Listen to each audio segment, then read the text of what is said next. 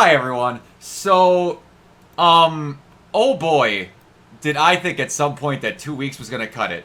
Do not be surprised if at some point you start getting this podcast weekly because, dear Jesus, the world spins faster every single day. Um, we're back. We're a little bit. Kiona's not with us for a little bit. He needed to take some time off for some mental stuff. Just everybody needs it. Trust me. There was a while before I didn't do anything on the internet. And that was for a previous employer, and then I came back and he didn't care that I existed.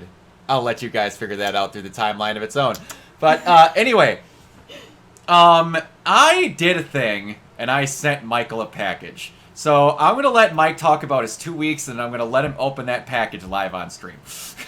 Alright, so the last 2 weeks have just kind of been business as usual, work, podcasting, etc. Let's see, movies that I saw. I did see Alien Romulus. Thought it was mostly good, except for the part that everyone is reasonably upset at. I've been hearing things. And then just a lot of my focus has been kind of following all of the Animation Guild contract negotiations. Hashtag stand with animation. Mm-hmm. And I believe I have. He just got a letter. He just got a letter. We just got a letter. We just got a letter. The first thing we have is Simone. Yeah. Okay. You saw the one I wanted you to see first. Yep. I had a feeling this one was coming. Yes. But then the second thing showed up. Yusuke Urameshi. For those of you that don't know, Mike's favorite anime is Yu Yu Hakusho. And I was at a con in Milwaukee. The weekend before last. And I'm sitting there and I'm blanking on the voice act his voice actor now. Justin Cook. Justin Damn, Cook. we said same time. But I'm walking around the convention center and I'm like, damn, there was something I wanted to get Mike really bad.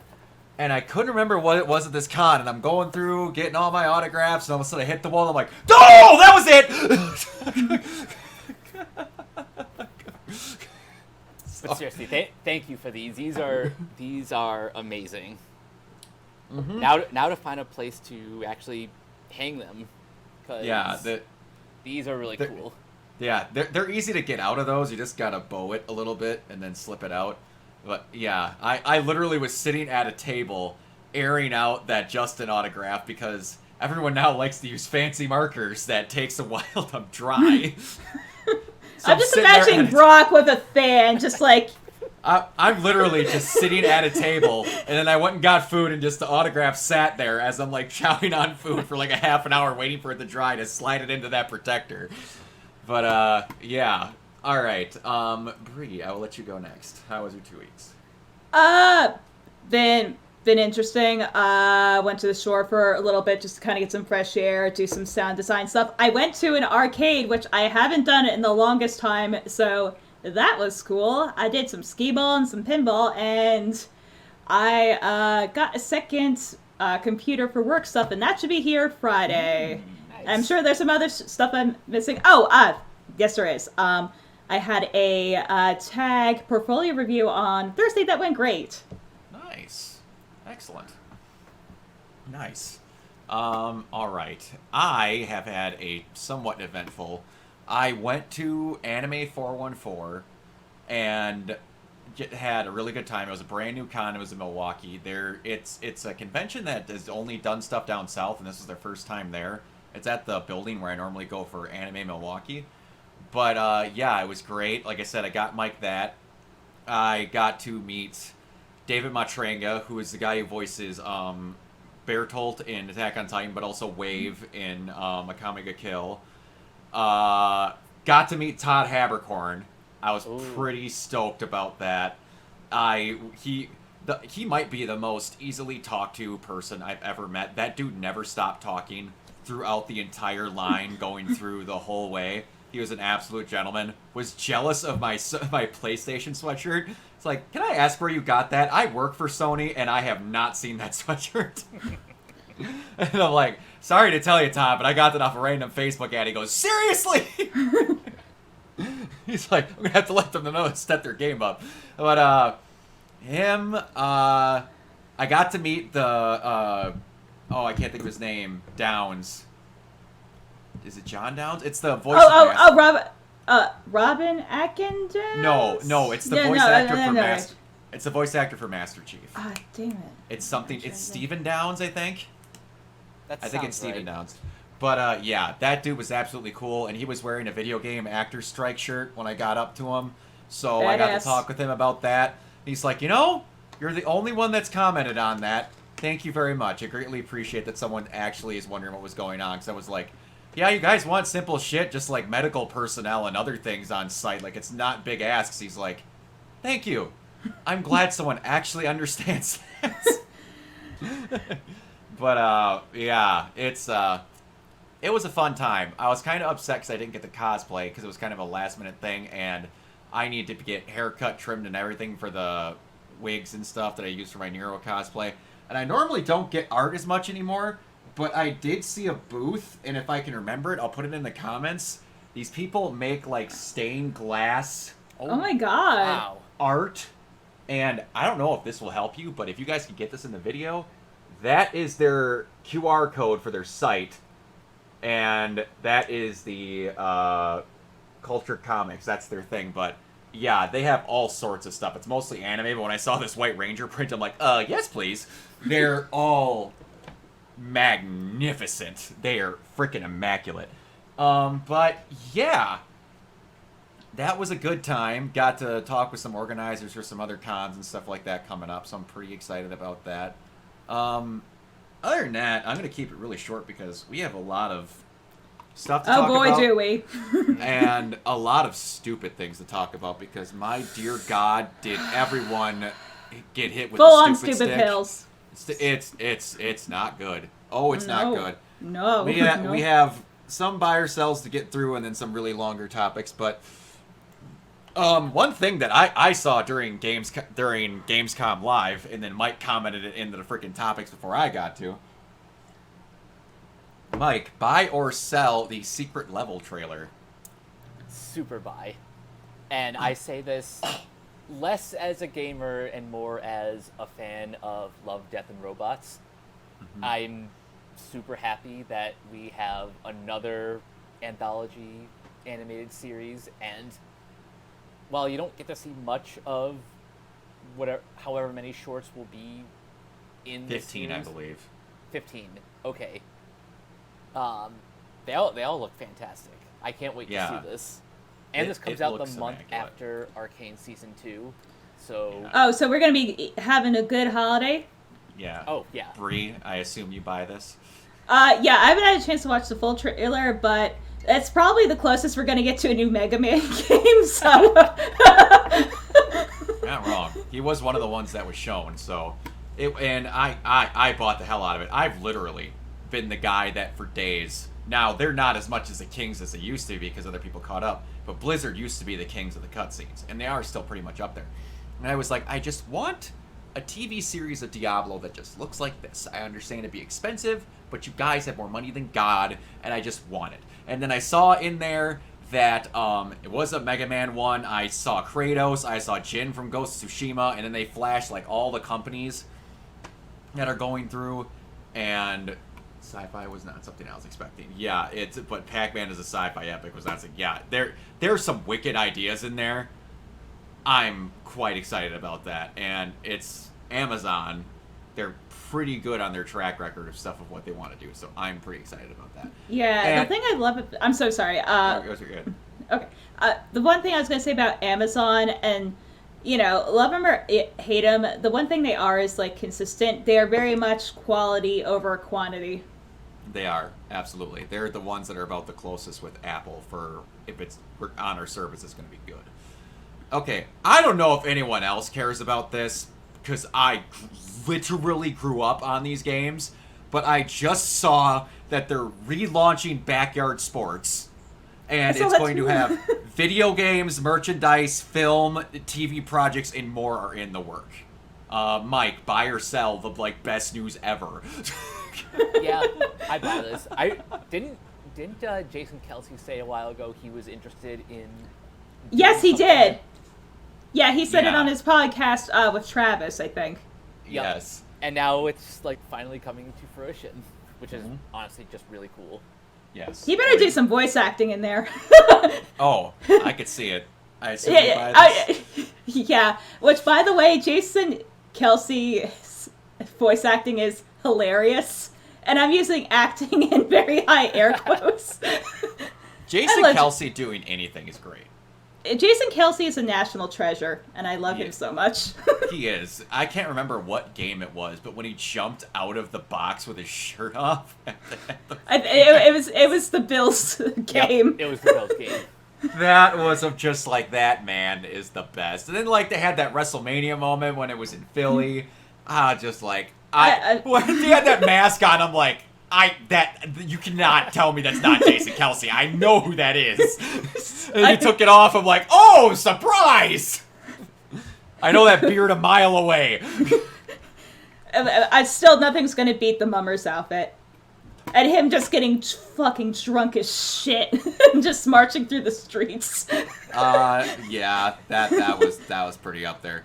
Oh, speaking of Alright. mummers, I forgot to mention, I was down at the shore. I actually got stuck behind some mummers on my way down to the arcade, because apparently it was mummers night, so I was literally, in a parade, just trying to, I just want to get to the arcade, man. Nice. God. All right, now, some people have said this is good news in a way, because it might free them up for different Spider-Man projects, but we'll see. Mike, buy or sell that Sony is expected to not renew their contract with Phil Lord and Christopher Miller. The studio and the duo have endured a heated fight over the budget of Spider-Man Noir.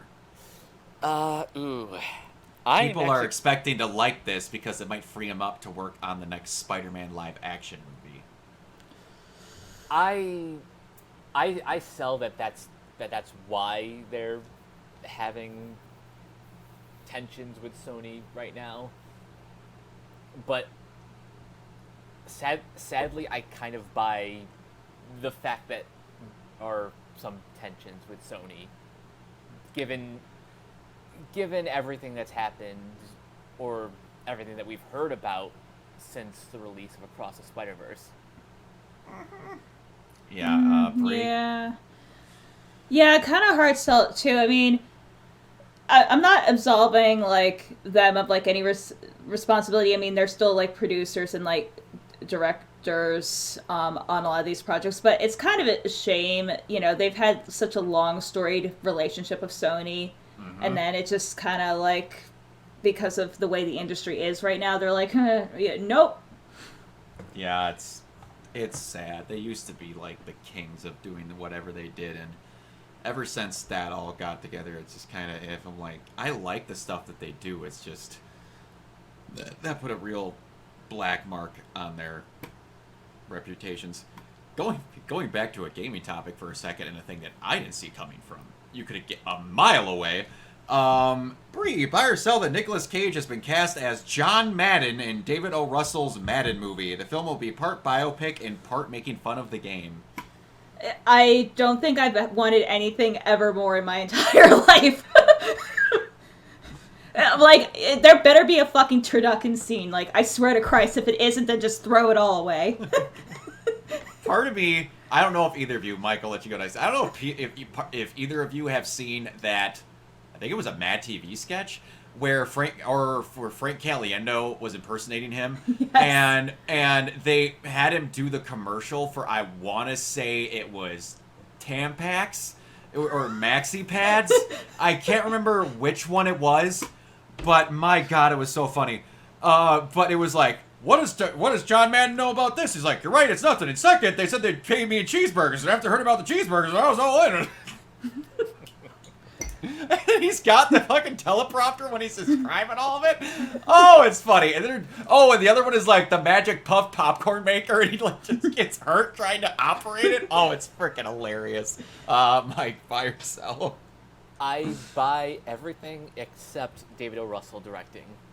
I do not know how this guy still has a job after all of the stories that we've heard about him. Mm-hmm. I mean, look, if George Clooney hates your guts, I mean that's something. You kind of earned it. I will buy this under the impersonation that he doesn't speak for the most part how John Madden normally talks, and he talks as if he's doing a bad impersonation of John Madden. Because that's the only way it's gonna work. Yeah, yeah, exactly. They need to have the you know how Arnold Schwarzenegger talks normal, but everyone's version of Arnold Schwarzenegger is him when he's in an action movie. I need that, but with John Madden in this movie. I can't have him be normal because I'm trying to imagine what is that Vampire's Kiss version of him just spewing out just with that level of energy, but impersonating freaking John Madden. Just I need that in my life yesterday, because that. And if it's as dumb as it is making fun of the game, I might see that multiple times in theaters. And people doubt me. I saw Deadpool and Wolverine for the 7th time with my other nephew Cullen this past Sunday. So I'm not afraid to see a movie in theaters if I love it. All right. Okay. I will go first on this because I can't believe I'm actually going to say this. I buy the new trailer for Kraven. I know it is not going to go anywhere, but I'm actually kind of legitimately excited for this film now. This is going to be my one dumb hill that I'll die on. I will be that guy that cheers for this movie to not make money, but I will have a good time in the theater. Mike, buy or sell the new Kraven trailer. Yeah, I buy it. Out of all the directors that Sony has hired for these Spider-Man-less Spider-Man movies, J.C. Chandor he actually has a few good movies on his resume. So, while he's not writing the screenplay, he's basically just a director for hire. He is doing a lot more for this movie than any of the other directors. Yeah. And supposedly, before you go, supposedly the shift around allowed him to do reshoots to make the movie better?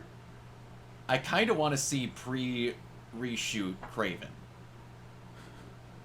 I want it to be like a director's cut, pre-reshoots, but buy or sell. I'm gonna be a very cautious buy, and my reasoning for that is I don't think it could be worse than Madam Web if they tried.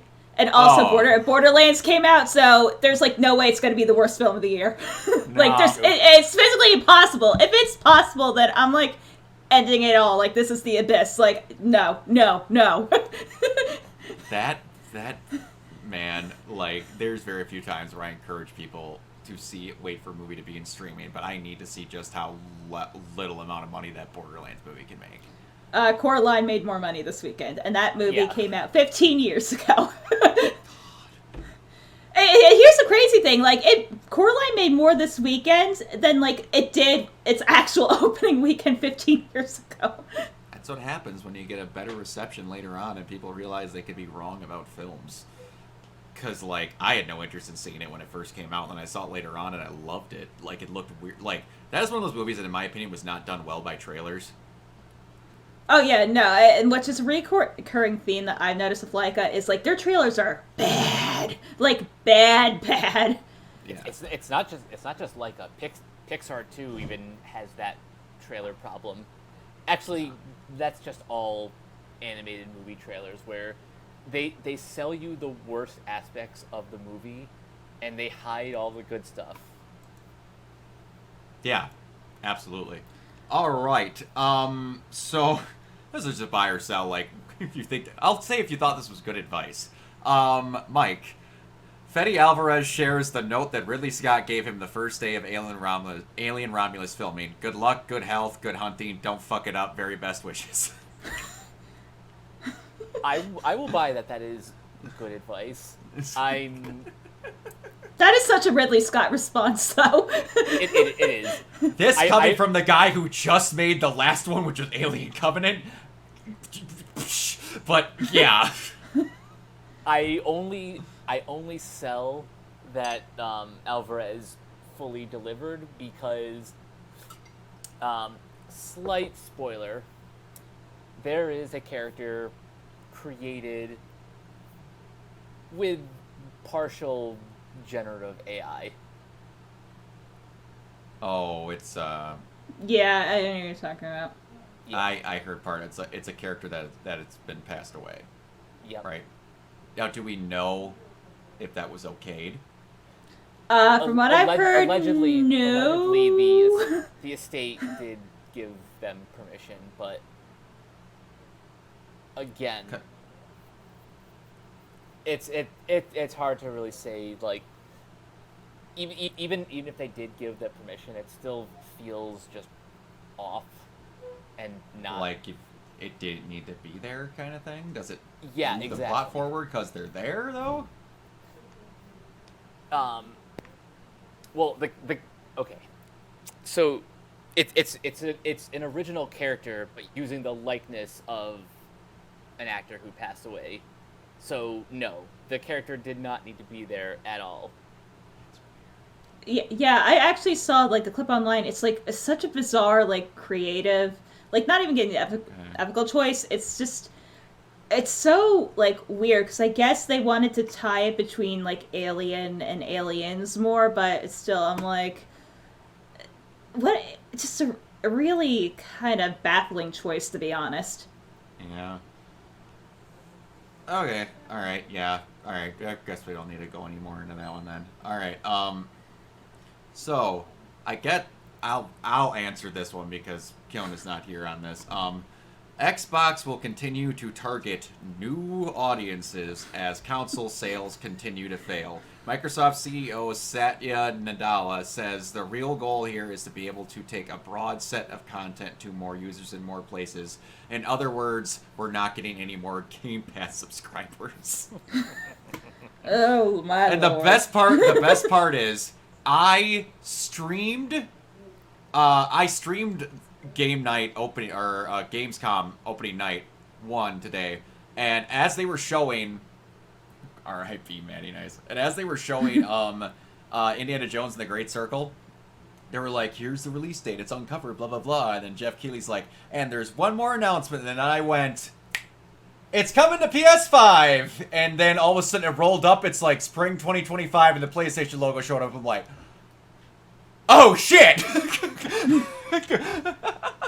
So I'm just like, and that was not even out yet, and they're already saying, by the way, if you want to wait to play it on the other console, you can.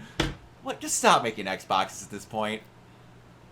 Yeah, I don't know. Honestly, That whole marketing department needs to be shot out of a rocket. And like part of their thing was like, this is to help the brand, to help to get more people to buy Xboxes. I'm like, so to put In what ways? to put it on the only console that has actual exclusives? What? Sorry. Anyway, all right, moving on from that because we got more Xbox shit to talk about later. All right, Mike, buy or sell Sean Levy's comments on his upcoming Star Wars movie. There's only so many times that Star Wars films can revisit the same section of the timeline. I don't want to do a Star Wars film that is redundant to others, nor am I interested in doing one that has to serve another movie. I really want to craft something that felt organic to me, both in tone and characters. Yeah, I buy that. It's a pretty. It is not a hard ask to not tell the same story set in the same era of Star Wars, although Yeah, I was just about to say that. I have a lot more faith in Sean Levy than anyone else that's tried so far. I'm just gonna throw that out there. yeah, We talked about track records. Sean's got a pretty good one. he does. I And am he just rooting- made Disney $1 billion. They're gonna let him do what he wants to do. They better, because Lucasfilm is in a place right now. Now, Yeah, that's what I call it. a place. Brie, buy or sell, and then I have a question. Buy if we can make it happen. I just the news over the last 24 hours or so just kind of make me go, huh. A lot of that, the whole problem is, and here's like the crazy thing of the specific stuff about the Acolyte is that Filoni was involved. I mean, I think there's like a multitude of problems going on, but for the love of Christ, like, it's not going to get any better. We have to fucking leave the Skywalkers. Like, just please, for the love of Christ, like, what else can you do? I mean, finish Andor, like, and, you know, the Mando movie. Other than that, like, just close the book. Like, we do not need any more. Please, God, please. No, I agree. And I was going to say, what are the chances that we get to see either these two be Jedis or be stormtroopers in helmets that we don't see, like which was Daniel Craig in the original of the sequel trilogy, that Ryan Reynolds and Hugh Jackman are involved in this movie somehow? I'd say at least like 20%. Yeah, I think Reynolds may be more like 30 to 40%. Jackman might be there with the assist. Manny, you and me could not disagree on that more if I absolutely tried. Different and interesting are two very different things to me, but everyone has their own opinions. To me, the most interesting thing that show did was for 0.5 seconds at the very end of it. And then we're never going to see that character again. And it's a crying fucking shame. But, anyways, one thing I know that at least Mike's going to appreciate, and Bree much as well. Bree, I'll let you go first. Bree, buy or sell on why James Gunn wrapped his principal photography a year before release to give the VFX people time. Buy, because James Gunn is a professional and actually knows what he's doing, and normalizing reshoots, honestly, like, is probably 60% of what's wrong with Hollywood right now. The mentality of, oh, we'll fix it in post. I'm like, hey, you don't understand. I'm like, how post works. And, like, there's timelines and schedules. And, like, even if you try to do stuff with generative AI, it's going to cause real troubles. I'm like, the problem is the schedules. The problem has always been the schedules. Fix the fucking schedules. Yeah, and most people aren't like Marvel, where they literally go, here's 2 months just in case something's wrong. We're going to reshoot stuff. No, they just wait till it doesn't work and go, shit, grab who you can. There's no other studio that does it quite like Marvel does in that aspect. Mike, buy or sell? Him caring to give them time. This is an absolute buy. And it even kind of makes sense why he was so adamant about his DC universe tying in, you know, movies, television, animation, video games, because he actually respects the industry on all levels. He's not just I'm the director, I get to do whatever I want, and the crew is expendable. He actually cares about the people he works with. Freaking Manny. Yeah, it's one of those people that I don't understand how everyone's like, well, this is stupid. What's he doing? And I'm like, y'all didn't notice this man's, again, track record? He put up one of the best modern trilogies in the past 15 years. Mm-hmm. And all of a sudden you're like, huh, all the CGI looks really good in those films. Why do they need a year to do what they need to do? It doesn't make sense. It's almost like he knows what he's doing. It's the same reason why Godzilla -1, despite only costing like an estimated like 12 to 15 million, it looks as good as it does because they had time to schedule shit. All right. Now, we're off buy or sell. We're into some gaming news. All right. Everyone, I need you to listen when I say these things to not misinterpret me, because I'm going to go on a rant. Oh, boy. So, Black Myth Wukong came out last night at 9 o'clock. I, being a guy that has to start work at 4:30 in the morning, my ass was in bed. So I finally, in between streaming the Gamescom trailer and running around and getting ready for this, got to play a couple hours of it today. Aces. It's immaculate. I love it to death. Combat's great. Everything is awesome. There was a review that came out for this game. Now, everyone keep in mind, this is a review about a monkey in a fantasy land fighting Chinese gods and creatures. There's nothing else. It is a Souls-like Devil May Cry combo where you're killing things as a monkey man. So we then got... Hold on. I need to make sure that I quote this exactly right. Screen Rant. Oh, well, there's your first mistake. This Screen Rant. Myth Wukong review.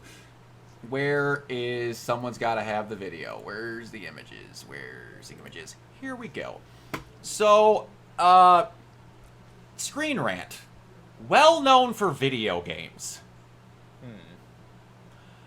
We get this reviewer whose name doesn't sound familiar in the video game reviewing space whatsoever. And we get a 3 out of 5 rating. I'm like, whatever. Souls-likes aren't for everyone. They're typically games that do not go over well with a lot of game reviewers because they're bad at them. But, pros. Combat is fluid and fun. Cinematography can be breathtaking at times. Great diversity in items and mechanics. Cons. Game performance is unpolished. Perfectly fine. Every right to opinion on that. Gameplay becomes repetitive over time. It's a Souls-like, you have limited weapons. I can understand that for a person who doesn't play them much and doesn't understand that they want to limit you as a person so you don't become overpowered in these situations. Perfectly fine. Then, again, in a game about a monkey man fighting Chinese mythical creatures, con, greatly lacking in inclusivity and diversity. I don't mean to be the dickhead here, but then this goes digging further on after Screen Rant got their shit kicked in, that A, this person retracted their name, they tried to hide the comments on the review, and they almost took the review down. We then come to find out that this person is not a video game reviewer, but they are a consultant for a shitty DEI consulting firm. Oh. Here's the thing, people. This is coming from a person who's written. When you're creating a character, if you start with an emphasis on their gender, you made the character wrong. If you start with an emphasis on their sexuality, you made the character wrong. You need to start with making the character to fulfill the roles what you need them to do. And if their role is being a sexuality, you're making the character wrong.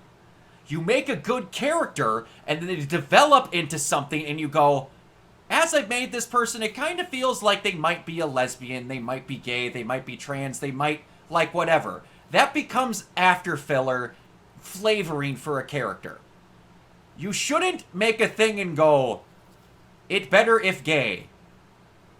That turns you into what the media says you are. People that are starved and only liking things because it has diversity, or what everyone likes to call it, we need to stick blue-haired lesbians in it. They, don't do that. You want to not be ripped on for wanting yourself to be included in things.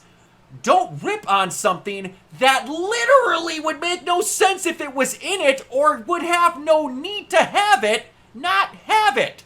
It's a game about a monkey beating down Chinese gods. It doesn't matter. I couldn't tell you if this dude had genitals.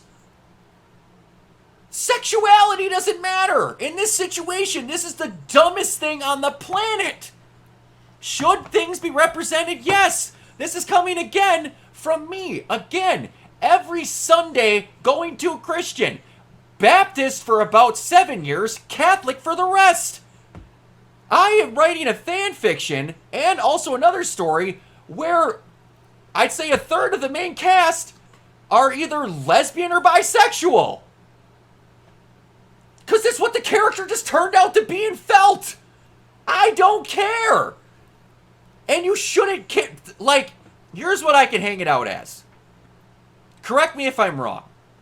When you're hanging out with someone, are you hanging out with them or their sexual identity? I would hope them. Yeah. That's where it becomes the problem. If you can never talk about anything besides the fact that you have a sexual orientation and nothing about your likes, interests, or personality, you're not actually proud of you being you. You're proud of you shouting a noun about yourself. Don't be that person, because that's what the media says every single one of you guys that have something outside of the normal and are proud of it are. Stop doing these things, because you're only doing a disservice to yourself. Be happy of who you are and the things that happen to be a part of you. Don't make that the only thing about you. You're a good person outside of what your sexual orientation is. And I think that's part of the problem of why some people, even though they don't mean it, come off as getting bitched at about these things. Because I'm not going to care either way. But when these are legit complaints about things that make no fucking sense, this is what hurts your cause for wanting to be equally represented in things. Because then you just get bashed because you sound stupid. Don't do this. It doesn't help anyone. It gives ammunition to everyone you think hates you and then makes you look dumb. Stop it. Please, think before you say these things. But Brock, it's the internet. I know, and I can't expect that. But my God. It's a monkey fighting Chinese mythical creatures. Isn't it also loosely based off of Journey to the West? It happens directly after. The opening cutscene is Sun Wukong fighting the main people of Journey to the West. And then it picks up directly after it. It's completely based as like a sequel to Journey to the West. Why would you modify it to add diverse things that would make no sense in the context and then bitch when they're not there? That is like that's Dragon Ball, though. Like, you're describing Dragon Ball. Well, yeah, he's based off Sun Wukong. Like, No. I meant, like, having, you know, like, a diverse version of Journey to the West. That's fucking Dragon Ball! Yeah, it is there, and it's like, it's not weird to them, because they're making some different version of it and not trying to put things in there that weren't there originally for the sake of having diversity.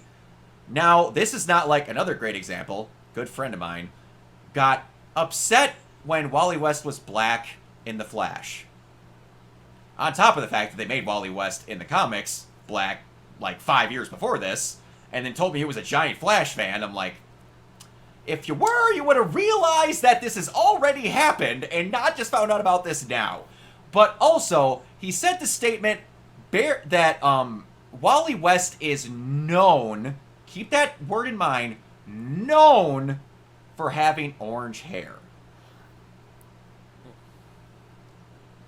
Mike, what is Wally West known for more comparatively? Having orange hair or being extremely cocky and a speedster?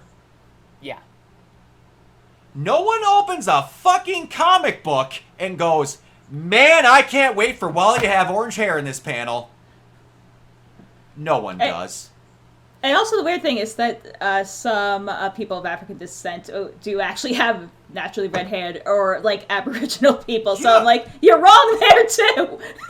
It's like, the word known for is another one that people don't know the definition of anymore. Like the word woke. That word needs to be just taken out of existence. Because they just don't. Like, that in the, 10 years ago, it's become what the word cuck used to be. No one knew what it meant, but it got said in a movie and everyone went, oh, that's the new term I can call people. Yeah, no. It's that's not how words work. Like, No. again, back in the day when everything that was dumb was called gay. Do we remember that period of time? Yeah, and that's how, between that and ER, I learned about gay people.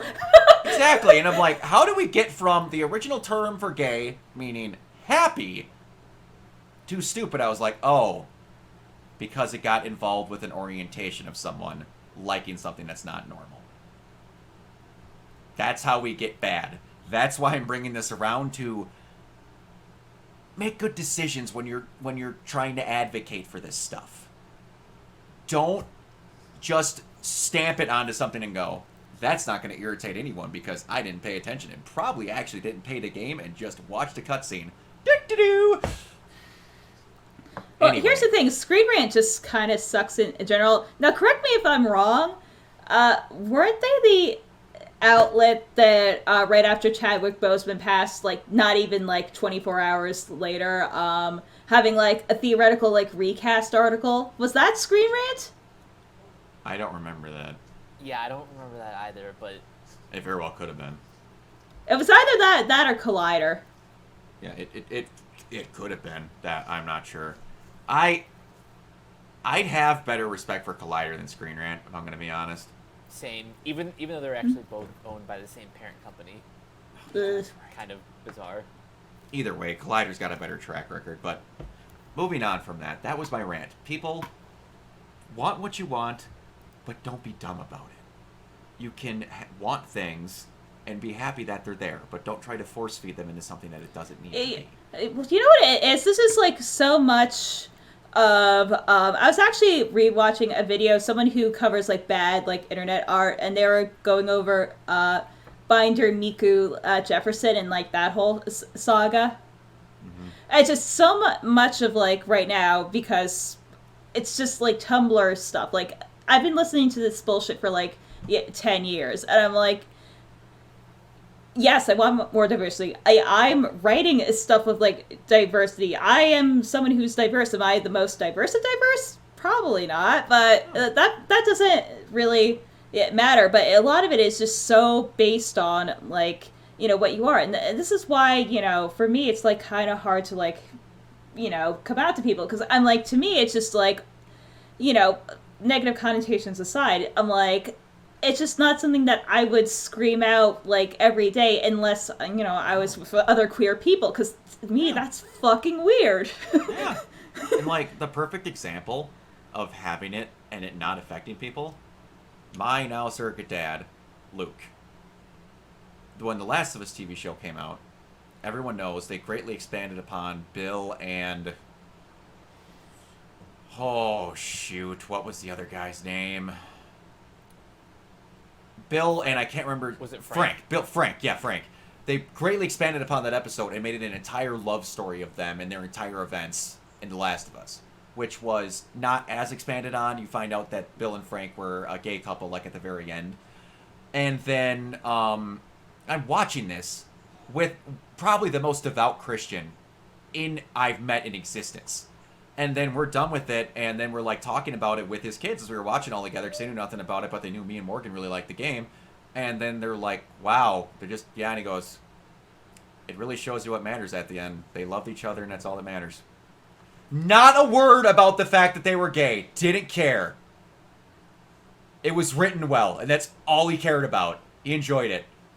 Didn't burst into flames. He was just happy it was written well, and that's the difference. They didn't go out of their way to shove it in your face. They just made characters work. And that's how you do it with, like you said, not needing to scream it. You don't need to scream it. That's part of what makes it worse also. If you don't act like it's a normal thing, it's always going to be abnormal. Because, I mean, I don't, like, you know, say if I'm straight, I don't scream, hey, I'm straight. You want to have sex with me? I'm straight. I'm like, that's weird. That's Why would you do that? That's very weird. It's extremely weird. I agree with you 100%. But, alright. Anyway, so, I don't know if either of you have played this, but I'm very excited to get a redoing of it because it's one of my favorite games of all time. The Until Dawn remake is coming out later this year, and they did some, details on it. The Until Dawn remake details are it's launching October 4th for PS5. For anyone who's watching this, I'll be streaming the living shit out of that, so look forward to that. They rebuilt it in Unreal Engine 5, so that thing's going to be really good looking. It used to be in the Decima engine, which is what the Guerrilla Games that makes Horizon uses.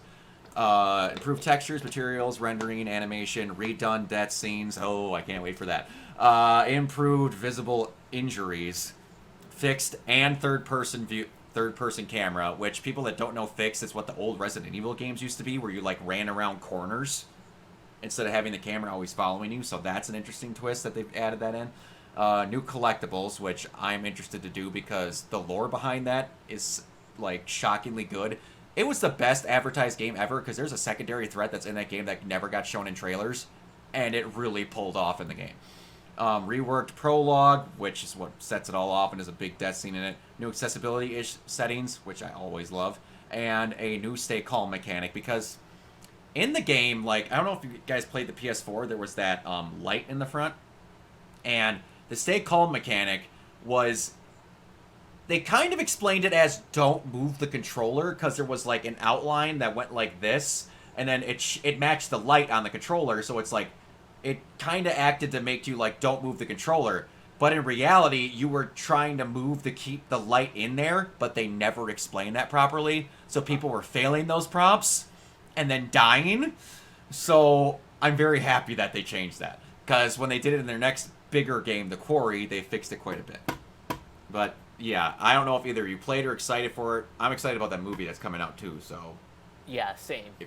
Yeah, if you guys, I don't know if you guys had any other comments on it other than that, but... Yeah, it looks awesome. I mean, I always like it when games when companies revisit older titles with like newer tech. So yeah, plus Unreal Engine 5. I mean, that shit's nice. Yeah, she is. Do we know when the movie is coming out? They're just starting to shoot it, if I'm not wrong. So I don't know if it has probably a release date. late next year, but more likely probably like 2026. I would think. Could yeah, be. that makes sense. Like maybe aiming for Halloween in 2026, maybe. Yeah, maybe. As for this like remastering, that's the timing couldn't be better. Oh, absolutely. Have this ready before the movie comes out. Get more people excited. Better than Borderlands. Did you see that they announced 4? Well, there's the problem. I know the game will at least be good. Because... Like, oh my gosh, I'm like, were people really clamoring for more Borderlands? I mean, I didn't think 3 was... You would be shocked how dedicated the group of people that played Borderlands is for Borderlands. Yeah, I know they are. I didn't think 3 was as well received. It wasn't, but they still buy it, and if it says Borderlands on it, they're going to buy it. But still, that timing, that's unfortunate. Yeah. It's just one of those things. One thing that made me very happy, which it also shows just the level of incompetence that is at the top of the Xbox branch. Former Xbox studio Tango Gameworks and Hi-Fi Rush have been acquired by PUBG's Krafton Inc., saving it from closure, and they also rehired every single employee that lost their jobs when the studio closed down. Yay! Wow. The only thing I'm wondering about this, and it's the one detail that I'm hoping is true, it sounds like the other big IP they had, The Evil Within, didn't come with them and they only bought Hi-Fi Rush. I hope that's not true, because Evil Within might be one of the best survival horror games ever when they upgraded it with 2. 1 kind of didn't want to know what the rules of its own world were, and 2 was really good and fucking nailed what that game should be. So either way, I'm happy they got their jobs back. And I hope this kicks someone in the ass at Xbox. It won't, because they don't understand what the fuck they're doing at a base level with any upper management they have there. I'm learning more and more day by day. But just maybe if we stop releasing it day 1 on a streaming service, it will make more money. I don't know. Could be. Could be. It's almost like that's possible. My God. And don't consider something a failure because more people rented it than bought it when you gave them the option. And also, you clamoring that you want smaller titles that give you awards, and then you shut down the studio that won you a fucking BAFTA. It's so stupid. So dumb. Fucking idiots. But going on to that, my favorite comment that has come up to show how stupid Game Pass is, because there's been a lot of people that every analytics expert that has looked at Game Pass outside of someone that works for Xbox has said that it's a fucking money pit. GTA, then this is from the Take-Two boss, GTA 6 won't launch in a subscription service because our decisions are rational. That's an exact quote. That's an exact quote. Says Take-Two boss Strauss Zelnick. We can't afford to turn our business upside down in a way that doesn't make sense economically. The shade that they cast is very The balls present. to anyone to think that a game that they have been making make money for them since the PS3 and Xbox 360. We've gone whole generations with this game, and they've made new ones for each. And I don't know how much it's making. Hold on, I'm gonna look right now. How much per day does GTA Online make currently? Let's see here. How much GTA Online? At a decade after its release, GTA. A decade after its release, GTA 5 has generated close to $8 billion. Jesus. That is not a small number. No, it is not a small number. And that was so. Whilst its earnings can be fluctuate, earnings of GTA 5 made or that like it can roughly be said that breaking it down, that is an average of. This hurts my soul. Not, and this is earlier when they were only at the $6 billion mark, that it made $900,000 per day. Now, that's when you average it out. What they made their big money off of is that for a while, their GTA Online was making them multiple $1 million a day because of the shark cards you could buy to get random stuff in the game. Yeah, we're going to put that on a subscription service. Ha! Fools! This is the same company that canceled single-player DLCs for GTA 5 and never made a single-player DLC for Red Dead Online, who opens Google. How many copies of Red Dead Redemption 2 sold? Currently, they're sold 64 million copies of it. And they didn't make a DLC for it because they still thought that Grand Theft Auto 5's revenue service was more important.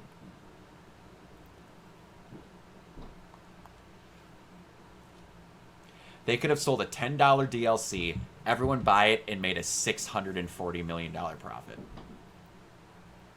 But GTA was more important. Keep that in mind.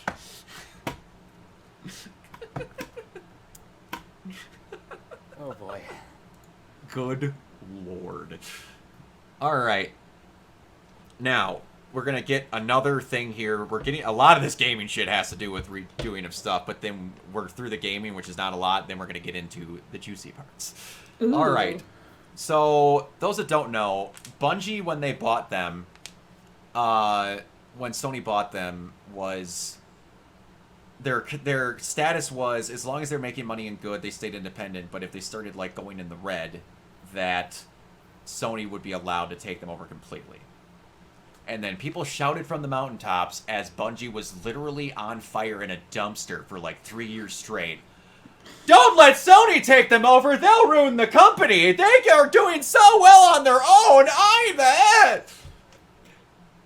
If Keona was here, he'd back me up. He's one of the biggest Destiny fans on the planet, and he will tell you that it's been shit for years, and they don't know what they're doing. Their CEO bragged about buying new cars, and then invited people to go see them, and then laid off like 200 people, including the people he invited over to show his new cars he just bought.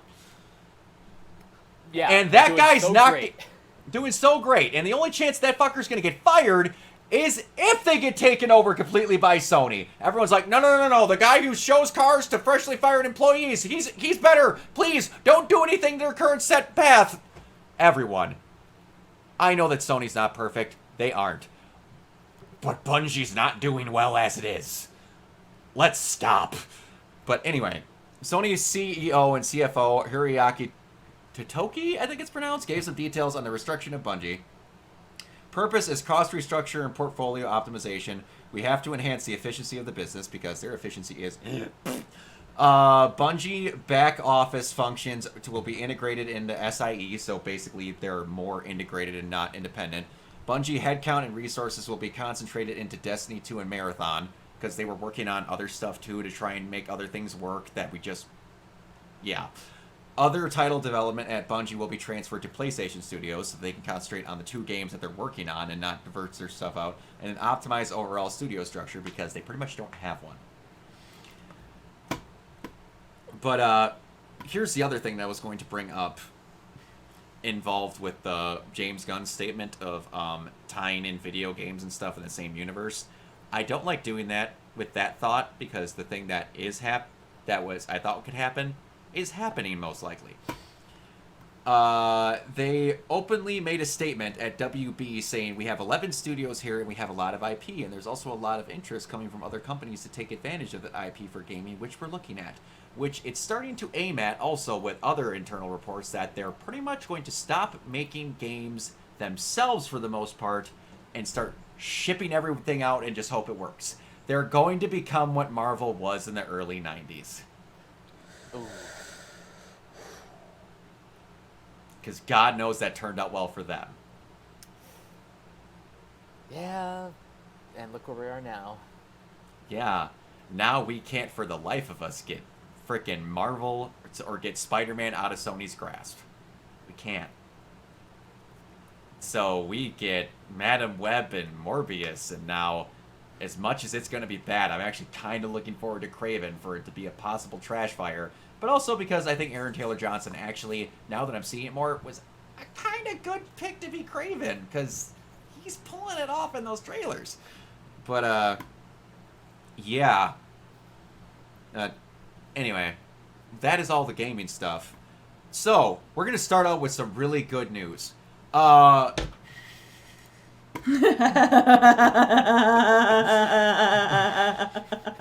even say it with a straight face, can you? I can't because the title of this article, just David Zaslav's face in the front, I just... Like, this guy is just... like... He looks mid-fart. He does. And it looks like he's smelt one already and he's brewing up another one.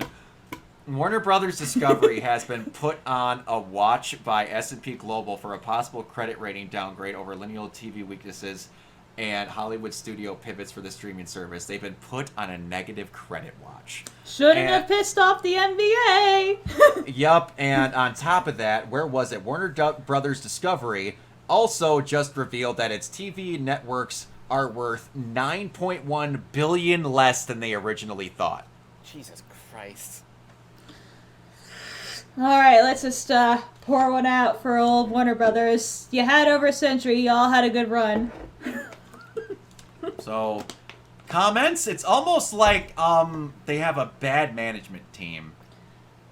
You could say that. I mean, it's a possibility. Are you trying to tell me that to make money they have to, I don't know, put things out that could make the money? Well, if it wasn't so transparency that basically they're Toys R Us thing like Warner Brothers and like trying to sell it for scraps. I just can't get over how it was like some people will still say that Zaslav is good for that company. I don't know how, but people will still say it. I don't get it. I just don't. And you know what? I'll be honest. Before the Zaslav apocalypse in 2022, I thought he might be good for the company until he started showing his Until colors. like his first day? Yeah, basically. Well, I always had like bad vibes because I remember the old TLC. TLC now, other than say yes to the dress, is like fucking unwatchable. For 2 seconds, I thought you were talking about I Don't Want No Scrubs TLC. Oh, I missed that too. Very confused. Rest in peace, Left Eye Lopez. Yes. Miss you, girl. That also reminds me of my one of my favorite running gags from the other guys, which I am upset at humanity that they let that film fail. Frickin' Michael Keaton's repeated references of DLC songs to the point of just ridiculousness. No one says creep creep unless they're talking about DLC. Why are you doing this? Subscribes is also known as a bus stop. Also, supposedly, No Scrubs was about... Who the hell was that about? Who was No Scrubs written? It came out recently. No Scrubs was written about... shit. It was about a certain actor. Oh, David Coulier. They openly admitted that, like, they saw him in a car. Like, that he's the guy they're talking about.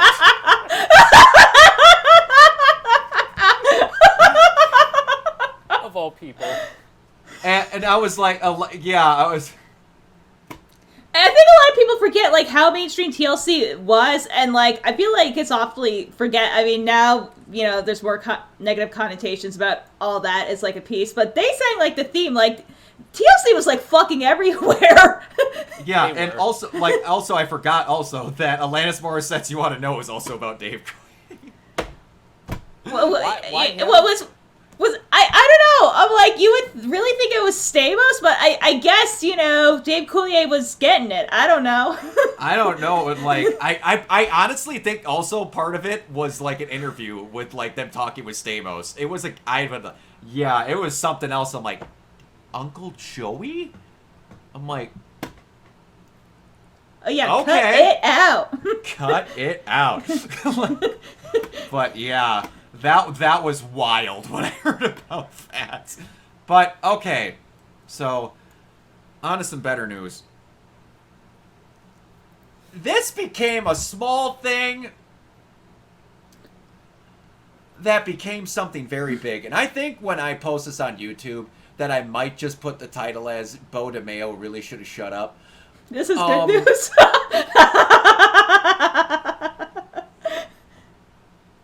I don't know how a person got let off so easy by a company that does not let people off easy and then just decided to shove their foot in their mouth clear up to the crotch. I'm like, they gave you the white guy, like, escape parachute. Like, Beau, you fucking moron. And then he let it go for so long about people going, it's because he's gay. It's because the show's only good because of him and all the writers won't ever do it. And then he makes this big thing about how, what event did he make a big stink about that Marvel didn't invite him to? The Emmys. The Emmys? Yeah, and he's like, he's being so coy and promoting the show and whatever and this, that, and the other thing. And then I just don't get why they're not inviting me to the Emmys and this, that. And then just starts making all these stupid comments and then keeping very good about keeping his social media clean. And then, I don't remember what the straw was that broke the camel's back. I believe it was that freaking Cyclops fan art on, was it Gay Pride Day? I think it was for Pride. It was something. For Pride. And then all of a sudden, Disney went, fuck it. We're done with your shit, Beau. And we're going to say that we found egregious things when we looked into the situation of how things were being handled around the studio and then left it at that. And now more shit is coming out. And, oh boy, Beau might be the dumbest motherfucker on the planet, because now he's also had his name ripped from the credits of the show. On top of, I think he might eventually, if he doesn't shut his mouth, start getting sued for breaking NDAs. Probably. And stupid. I'm not gonna... Now, here's the thing. I know that I have Republican friends. I know I have Democrat friends. No matter which way you sit on the situation of how everything with George Floyd was handled, I'm not putting the picture up on here. I'll let the imagination of anyone who is seen the original X-Men cartoon and how they dealt with the claustrophobia of Storm, and he made a allegory to George Floyd as a joke on his Twitter. Oh dear God. So I actually gasped when I saw that. Yeah, I don't know how that flew under the radar for so long. Like, I really don't. It's like, oh my also, God. Beau, as a black man himself, was okay with posting that. I can't even process that. I just can't. How were you okay with, A, making that comparison joke, no matter which side of the field you sit on with it, on top of the fact of you also being an African American yourself? It makes zero sense to me. No. How would you think that's funny? At all. Again, no matter which side you sit on the fence of it, that's not okay to do. Then we start finding out that for inspiration and hero poses to draw, which, oh boy, does me thinking about watching the fucking show feel weird now. There was like sexually suggestive pictures being sent to his coworkers. And also, just apparently groping and feeling up interns, because, that's just customary when you're a sexual deviant at the workplace. But no, it's because he was gay. I mean, of course, Disney, they haven't had, like, openly gay people work for them for decades and it not being an issue. No. Not at all. And now, as me and Mike, who are currently covering a show that has a lesbian relationship in it, that was still something. They didn't cancel the show. They shut it down early. But in the Owl House, Luce and Amity was one of the most popular things on the planet for them. They didn't just go, we're shutting the whole freaking show down. Give or take, it's Disney, they make dumb decisions, they still canceled it. But either way, they don't go around firing people for their sexual orientations. But he was smooth enough to not comment on that for a while, to make that seem like it's the story, and then you find out he's a disgusting piece of shit. Who also, if I'm remembering this correctly, got fired off Witcher. That's from what I've heard, too, in, like, one other show. I can't remember it now, but allegedly. Yeah, it's almost like if you start adding up pieces of past things, it's almost like Demayo is a piece of shit that got lucky to work on X-Men. Which is even dumber. That I'm like, I mean, Disney had to know about, like, the other stuff that happened to be like, okay, you have a real passion for the material, we're willing to give you a shot. He fucks that up. And they would be like, okay, look, we don't want, this cloud hang over the show. We thank you for your contributions, but we're going to part ways professionally here. And then, like, you have the easiest out. Like, he could have still gone around being, like, a weirdo for, probably at least another couple years. Yeah! And he just, like, outed himself. It would have been probably the next company that he was involved with, whoever it was. Would have been like, no, we're not putting up with it, and we're not going to be like Disney and be kind to you. We're going to fire you, and the media's going to know. Because you've been getting away with this for a while, apparently. Because apparently, according to some people that are coming out, he did this same exact shit when he worked on the Netflix shows.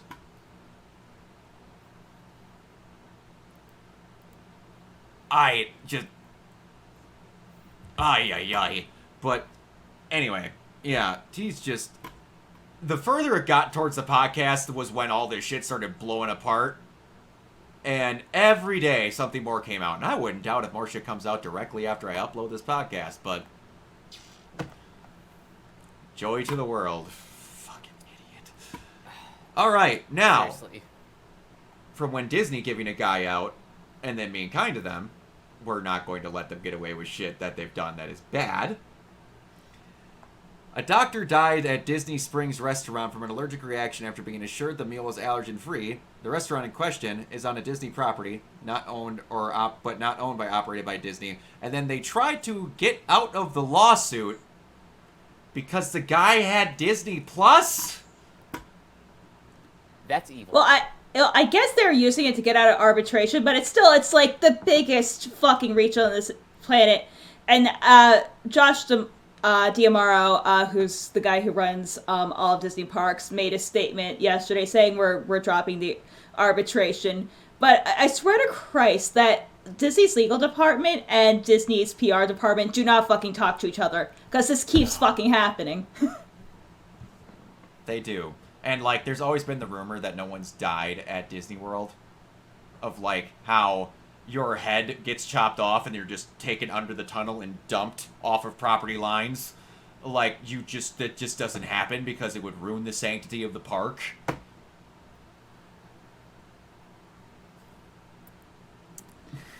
But yeah, the restaurant in question, I've actually eaten it. It's Raglan Road. I don't know who runs it, but basically Disney Springs it's Disney property, but they're all separately owned and operated businesses. Like, they have, like, Rainforest Cafe, like the Coca-Cola store.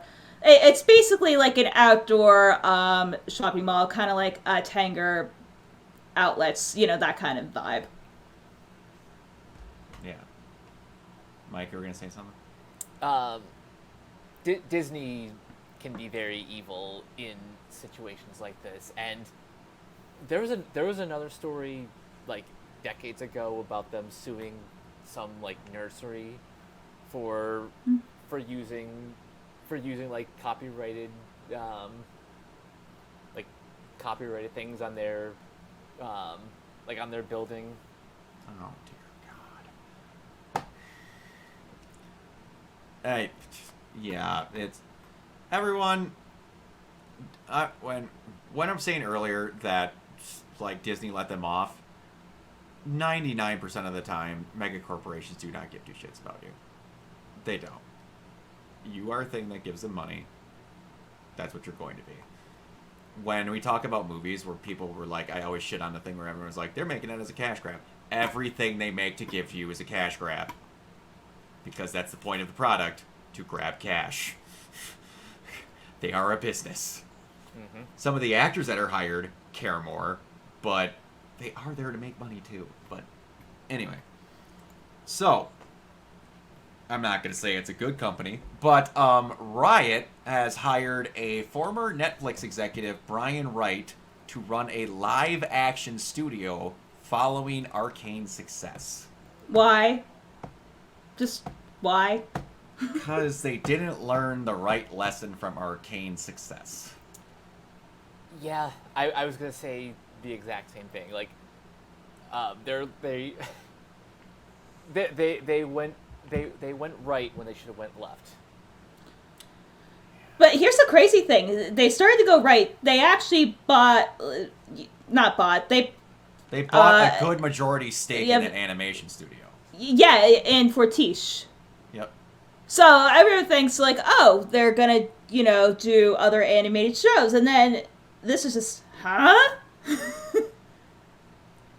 This is like, League of Legends could not be more better suited to animation if they tried. I mean, it's been proven for like well over a decade that League of Legends in animation works. Arguably, that's the best part of League of Legends. Yeah, between all the music videos and Arcane and... Which I've learned recently pretty much, and it's almost a goddamn guarantee that we're never getting any more KDA because Riot, who makes more money than God from League of Legends, was paying them shit, and now they won't do it anymore. How does everything you make people love more than the game, and then you don't put money into it? Because capitalism. And just bad leadership. Bad leadership. Yeah, that's putting it mildly. All right. So, as I was talking earlier, I was talking about the SAG strikes with Downs, the Master Chief's voice actor. SAG-AFTRA, in their infinite wisdom, I wish they never would have joined together, has struck a deal with AI startup Narrative, for audio voice replicas in digital advertising that the union asserts sets a new standard for ethical use of technology, also makes it easier for performers to give consent and get paid. If it's ethical, they don't want it to be replicated. Awful.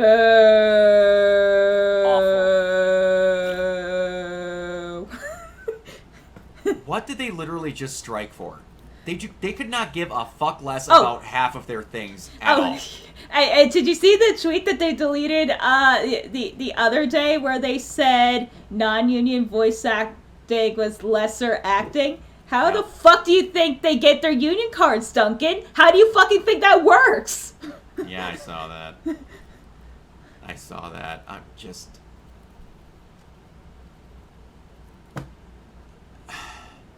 This also goes back to, like, again, I'm a big fan of John Campius, but, like, the voice acting isn't acting. These people get no respect whatsoever. None at all. And I just can't get over how everyone thinks it's easy. And it's just this thing, and they do this, and, like, if it was easy, I would be a voice actor right now. It's not easy. It's not just making funny voices into a microphone and then throwing money at you. Mm-hmm. Is it that? At a base level? Once you're good at it? Yes. But you can't just do that. Otherwise, every Joe Schmo would be a fucking voice actor. It doesn't work that way. So, I would like... just that they would realize that they joined up with them to get better representation, and now they don't care. Couldn't care less. You know, I was having this discussion with Mike the other night, and I think between, like, all the mergers and all, like, the bad things that have happened in Hollywood in the 21st century, I think it might be one of the worst, if not the worst, and that's, like, actually saying something, because of, like, the domino effect. I'm like, yeah, the mergers of the studio, those are still, like, really fucking bad. But just completely, you know, cutting the balls off of, like, a labor movement and just literally saying, hey, just pay us money to join our club. We won't actually represent you in the union. We won't actually protect you. Like, what the fuck? I don't think it's talked enough about how awful that merger was. Mm-hmm. Like people in, like, the mainstream did have criticisms of how SAG's leadership handled the strikes last year, but just in general, the merger of SAG and AFTRA, it's not being discussed enough just how awful that is. Well, here's the thing, like, AFTRA's not, you know, kind of SAG-AFTRA, but do they call it the SAG-AFTRA Guild Awards? Nope. No. Because they don't care. Because voice, exactly. I'm pretty sure they literally treat it as, like, you're lesser than what we do because we actually go out and act. Hey, guess what, dumbasses? Have you ever looked at a video game or any of the sort? They're acting and voice acting and mocapping just like some of you fuckheads do when you're in a super. No, I mean, like, how's that fucking different than, like, you know, Zoe Saldana and Avatar? I mean, it's literally the same fucking shit. Yeah, it is. And the stuff that the video game voice actors are asking for in this horse shit is nothing. They're asking for the base process of nothing. They want a medical person on staff as a requirement. Yeah, like a stunt coordinator. I'm like, that would be, like, standard in any other production. I just can't get over it. Just cannot get over it. Voice acting is acting. Period. It is acting. Yes. And I'd be honest with you, I would say it's harder than regular acting. Because you get this, and that's it. You don't get to have facial expressions, mannerisms, body movements. You get this. And you have to literally twist your vocal cords to make something work. Like, I saw a tweet from Kyle A. Bear earlier. Oh, I'm pretty sure I retweeted that. Where is it? Yeah, I love Kyle. Hey, did I ever tell you a fun story about me and Hey Bear? When I was a kid and he was still... Too many Oscar speeches about celebrities saying how easy voice acting is. No shit. But anyway, Hey Bear used to be a DJ over at Radio Disney at, like, their Dallas affiliate. And I think I won, like, an Xbox or, like, some shit from him. Oh, nice. Alright, I found it. Voice Voice actor. I am transforming into another person. I am twisting and bending my diaphragm, lungs, and mouth until I become a completely different creature. I will breathe life into the dancing lights on your screen. Celebrity voice actor. Hey, it's me. What's up? The only person who could honestly get away with that would be, like, Robin Williams. But even then, he was still, like, voice acting. He just also happened to be Robin Williams. You're getting Robin Williams because you're not going to get someone to do an impersonation of what Robin Williams is as an entity.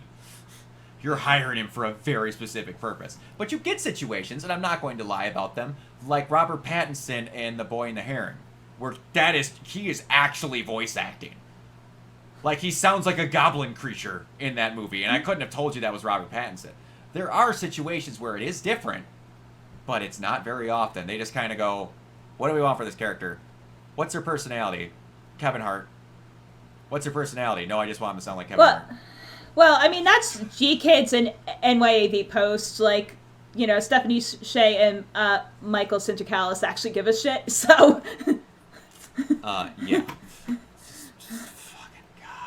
Alright, speaking of that, one thing that I wanted to bring up, because, oh boy, this can't be a podcast we have without someone from our childhoods or someone we greatly appreciated dying.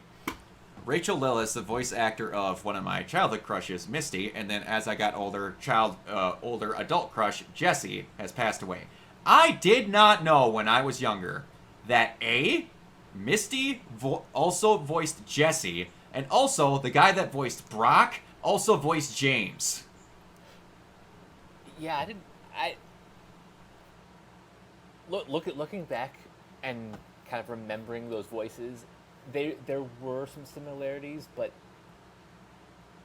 like, wow, the range those two actors had is like, especially with the incredible. dude that did Brock and James. Holy balls! But not to take any credit away from Rachel, the voices of Misty and Jessie are very different. And I tell you, the amount of times I laughed about how just Ash, which I think it was Veronica Taylor, was voicing him and just had zero chill ripping Misty to shreds in her responses to it about how they had the best sibling relationship ever.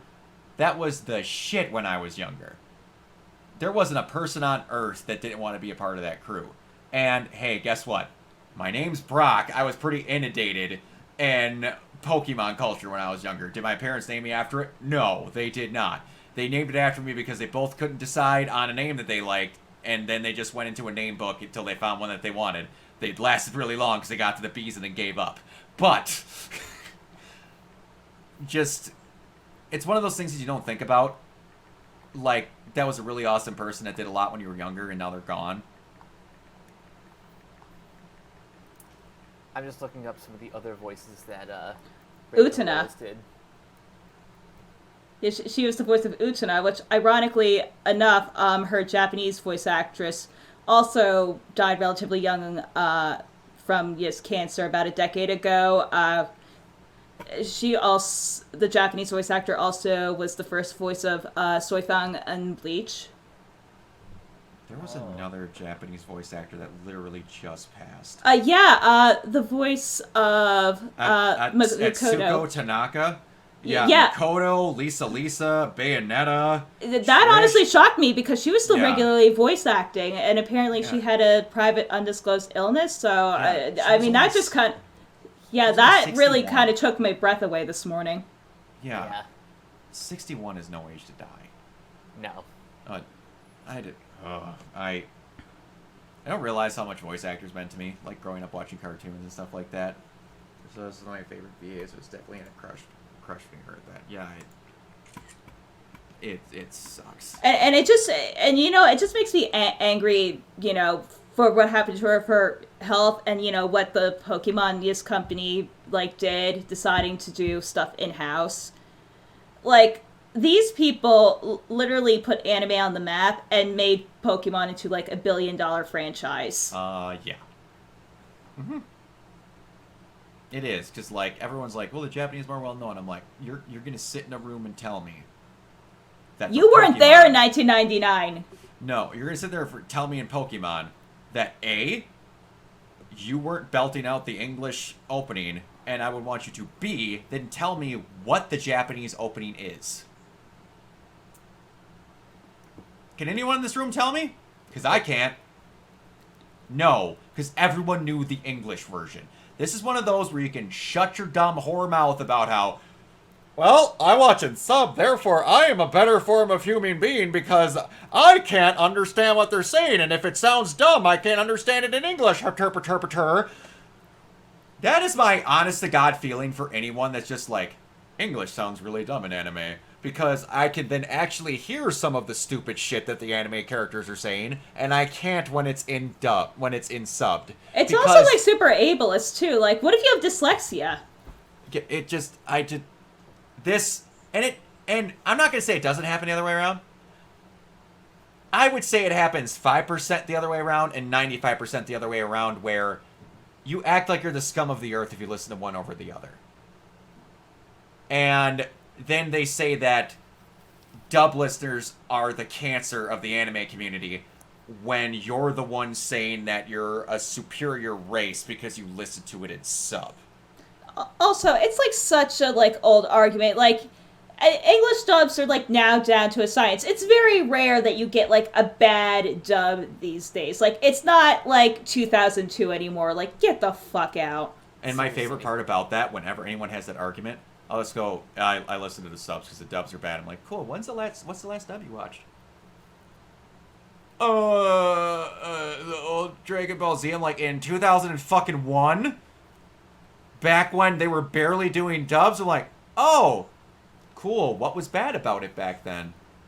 Oh, they used the same voice actors over and over again. Cool, back when they only had 6 to rely on? Back in that time? Now when they have multiple hundreds, but you only watch the big name animes that have the same people in them, so you only hear the same ones over again, and if I put you in a fucking room and showed you their characters, yes, and showed you their characters and had you ask and pick apart which ones are which, you actually couldn't fucking tell me? And this other thing that only English dubs use the same voice actors over and over again? Again, I would love... No, also, I would love for you to currently go through and look at the Japanese voice actors that are in almost every fucking mainstream anime that you watch. Because their IMDb lists are just as big. Mm-hmm. And I can't remember who it was, but there's a guy on TikTok that just destroys all those arguments with just straight up facts all the time. He's a guy that's got kind of more of a bowl cut. He's Japanese and he uses just a handheld mic. And it just, I just can't get over it. And they're like, oh, it just sounds so bad. I'm like, what sounds bad about it? Oh, what they're saying sounds stupid. I'm like, that's exactly what the character says in Japanese. It's not any different. And then my favorite one is, oh, they just ruin it. They change all the dialogue for the dub. And then my favorite will be, I'll put them in a room, mostly my friends, because I've had this argument several times, and then we'll watch an anime on Netflix. For anyone who knows Netflix, you don't get English subtitles. They give you the subtitles for the Japanese as your English subtitles unless it's a Netflix in-house production.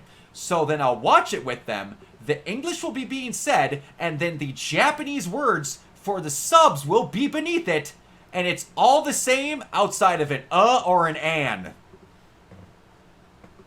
I'm like, oh yeah, they're ruining the dialogue, huh? They're changing all of it? That part right there where it was word for word? Cool. I'm glad. Cool. Anyway, I could go on that for an entire fucking hour-long podcast, but anyway. So, going on to some more good news about shit that, Warner Brothers Discovery is doing. Cartoon Network has been scrubbed from the web as Warner Brothers Discovery has pulled the entire contents of CartoonNetwork.com offline. The website now directs visitors to a Max landing. A pop-up message on Max reads, looking for episodes of your favorite Cartoon Network shows? Check out what's available to stream on Max, subscription required. Signed up for Max, where you can also create a kids profile with ratings restrictions and additional privacy protections to keep it fun and kid-friendly. Cable subscribers continue to enjoy your favorite Cartoon Network programming on your TV and connected apps as well. I like how Umbreon just got summoned from the depths as soon as I said that. something else. I can't remember if we talked about this on a previous episode, but Warner Brothers is also sunsetting the Boomerang app. I did not know that.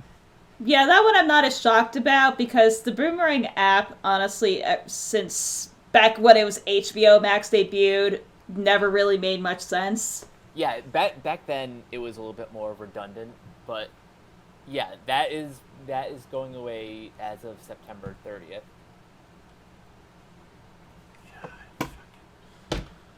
Oh, why can't it just be an add-on? Oh yeah, so it looks like Zach was mentioning this. Hi Zach. Yeah, so it looks like they're basically Nicktooning's Discovery Family, and then so basically Discovery Family is probably going to be a dumping ground for like Cartoon Network stuff. Oh God. That makes me want to throw up. It's Discovery Family is becoming Cartoon Network 2.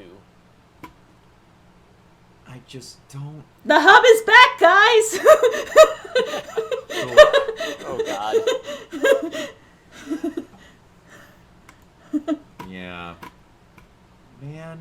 Now Umbreon, to be clear, it's not like Cartoon Network, the broadcast channel, is going anywhere. But even that is at least not this week. Yeah, just wait. They're not cost-cutting enough. Oh, David Zaslav's going to have a nice little surprise for us at the end of the year. It's going to be, you thought you were getting a lump of coal? Guess what? You're getting a big pile of shit in your stocking. I really wouldn't be surprised, though, if I find out next week that Cartoon Network is just completely rebranded into Adult Swim. Yeah. I mean, people have been kind of like asking for that for years, and honestly, I kind of and I'm gonna sound horrible for this, I kind of wish that it was, just because at least Adult Swim's still making original content. Yeah, that and they also have Checkered Past, which has all of the old Cartoon Network shows. Mm. So if they really wanted to, that could be like their daytime programming, and then Adult Swim can still be Adult Swim. So basically what you're saying is just remake it Cartoon Network circa 2002. Basically. What did I do? I watched Cartoon Network as a kid. I just bring you the news. That's all I'm doing. Yeah, don't shoot the messenger. Blame Zaslav. He's a jackass. Who gets booed. That commencement booing is still like one of the funniest fucking things that have ever happened. Just, don't you know it's just your fault? I am not the Meg of this podcast, okay? You can't just blame me for Shut up, everything Brock! for a reason. I'm just sitting there, freaking Peter, going, I don't know how, but somehow this is Meg's fault. Good lord. Okay. My dog is even throwing a tantrum right now. Maybe it was your dog and you finally found out that your dog did it and now it's got caught. Ruh-roh. But, before we go, this is related. Mike knows the joke that I made on Twitter the other day. Oh boy. Gay dog whistle. Rebel.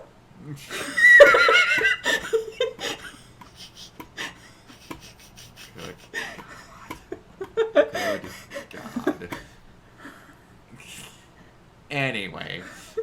So, apparently, a Dead Man animated series is in early development at DC Studios. There are no writers attached and it has not been greenlit yet. This is the most James Gunn thing on the planet. Oh, yeah. I'm not necessarily believing this source just because I don't think James Gunn himself has confirmed this. No. But he hasn't denied it either, No. as far as I know. Usually when something's very not true, he'll go on Threads and, like, shut it down immediately. Yeah. Yeah, that is very true. He is pretty proactive with that. But I could also see him not doing that as often because he is busy on post with Superman.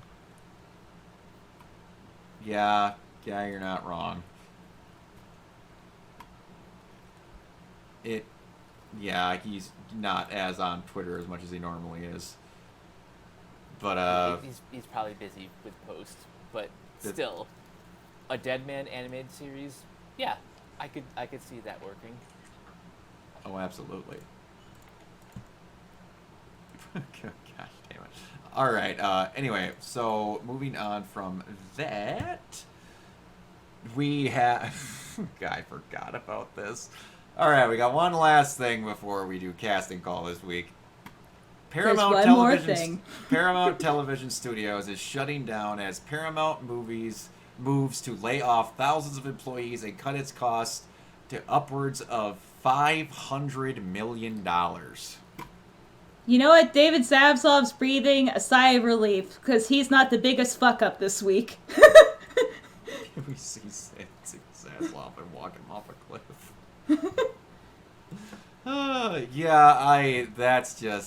That's one of the products of everyone had to have a streaming service. And I mean, to be fair, Paramount was having problems way before this, and they're kind of late to the game here. It just... I think one of the core issues is that they should have never split off from Viacom and becoming a separate company and then re-merging and taking on all that debt. yeah, that's a thing. They aren't. What's the word I'm looking for? Smart? Not smart. Dum-dums. Dummies. I remember the Viacom split from, I think it was like 2000, I think it's 2005? Yeah. Something like that. Yeah. That was a pretty messy divorce, and then things just only got worse from there. Yeah, and then remember that they were what was the one that was wanting to split up? Was Warner Brothers and frickin' Max were like, we're thinking of changing it to TV and whatever. Was that them? That the rumor was going around during the last podcast? Or was that another one that wanted to split up into TV and movies after they had just literally merged into one? I think that was Warner Discovery. Fucking idiots. Are there any animated version? Are those animated versions you go on Brock's screen on this? That's from Kill. We did a fresh takes on Kill la Kill Umbreon. That is me and Mike over here, but I'll see if I can share. If I can just. That is. Why is that loading like that? Come on, baby. You know you can get up there. Come on. That is Mike, me, and then our other co-host Masao. So yeah, that is a thing where I copied the intro, or I went on to Upwork and hired a guy to redo the intro of it all to have it perfectly match the intro of season 1 to have our heads line up and stuff. So yeah, that is what that's from. All right, so from now on, I'm not going to have anyone have any prerequisite or like any prior knowledge of what I'm going to do on casting calls, so that is like all fresh. But Mike did suggest one, and I wanted to get it out and use it because ever since I've seen this picture, I can't get it out of my head. So Mike suggested Glenn Powell as the person for casting call this time around, and I just have to. I'm not gonna beat around the bush here, but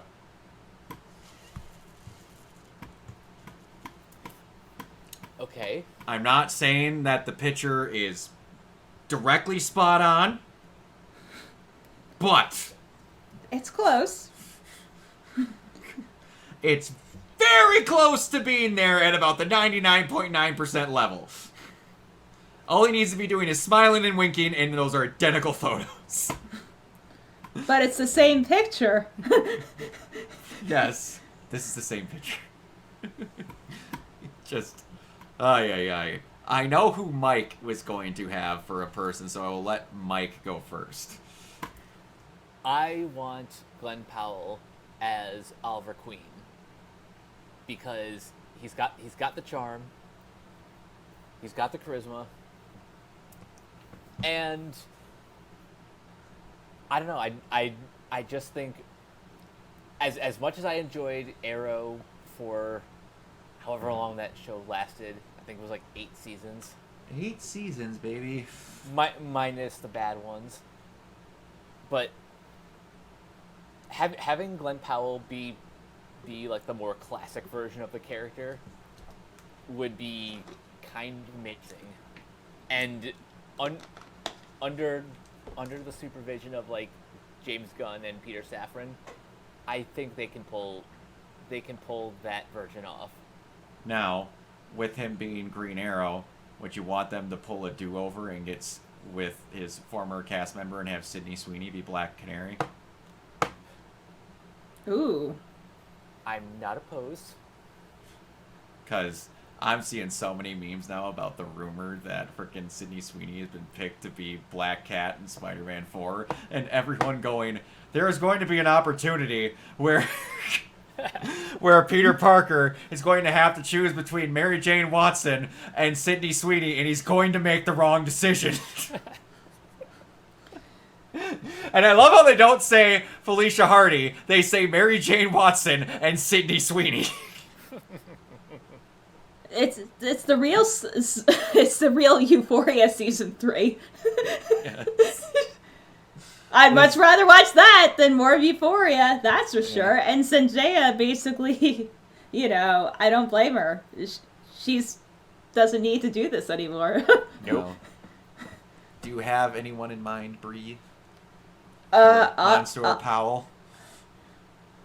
Honestly, those are kind of like really spot on. Like, again, like I would not be opposed. Yeah. I'm trying to think, because we didn't come up with a Marvel one. It's really hard, because again, Marvel's pretty much nailed everything to the wall, other than lower named characters. Yeah, I mean, they kind of got their, I can't remember the term, but basically their holy grail, I guess, by finally getting... Trinity. Yeah. I mean, other than, like, they still have to, co-parent Spider-Man, but they have Fantastic Four and, like, X-Men back, so... Yeah. Okay, here's a Marvel one. Someone said this to me the other day, and I can see it. He would make a pretty good Cyclops. Yeah, that was going to be mine. He would make a pretty good Cyclops. Yeah, no, I definitely see it. Yeah, for sure. And then, like, the other one I could see is if they make him, which would be a waste, if they had him... Or I should say, if they have him be a variant and then cast him as something else, he would be a pretty cool Captain America variant. I can see that too. But just for like one scene, a throwaway like Henry Cavill was. Yeah, but I definitely see more Cyclops, especially if we're talking like vintage 90s Cyclops. Mm-hmm. Like, he has that build. He does. I'm trying to think of who I would pair him up with as Jean Grey. I wonder what Sydney Sweeney would look like with red hair. No,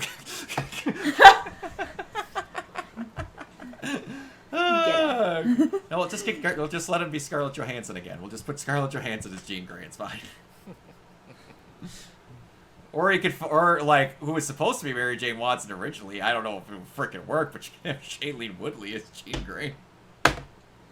I mean, she does enough like magic, medical stuff. So I guess she could pretend, she can get in character of like being a telepath.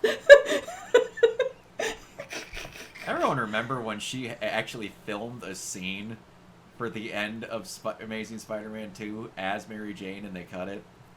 Yeah, I remember that. They had no idea what they wanted to do with that film. They had him not long after witnessing the even worse version of the Gwen Stacy death from comics, because they didn't have her head bounce off of fucking concrete from like 20 stories up in the comics. Like you literally killed like the best part of like the Spider-Man reboot. The Amazing Spider-Man 2 just fucking pisses me off so much. And then at the end of the main one, they had a version where he gets over it and then just meets Mary Jane, and then they have a happy little moment, and then tease that he's gonna get over Gwen Stacy. That was a possible ending that they shot, and then it never put it on the Blu-ray. But they also shot an alternate ending where his dad was alive. I saw that. And one. then meets him at Uncle Ben's grave. They actually shot it. They had no fucking clue what they wanted the end of that movie to be. That blows my mind every time I remember that.